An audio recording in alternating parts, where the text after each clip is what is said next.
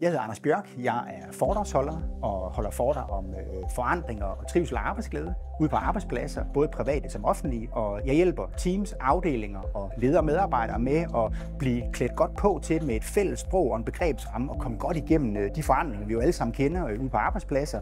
Så vi kommer vidt omkring i forhold til DNA'et i forandringer, til teorierne inden for forandringer, men på en meget sådan humoristisk og brugbar måde, sådan så når I har hørt foredraget, så står I tilbage med et produkt, som I faktisk kan implementere direkte efter. Blandt andet fordi jeg forud for et foredrag laver interviews med jer og hører, hvad er jeres konkrete situation og tilpasser det på den måde, sådan så det er skræddersyet til jer. Jeg vil glæde mig rigtig meget til at komme og besøge, og hvis der er noget, så er I altid velkommen til at kontakte Athenas, og derigennem mig, hvis der er brug for noget. Tak for det.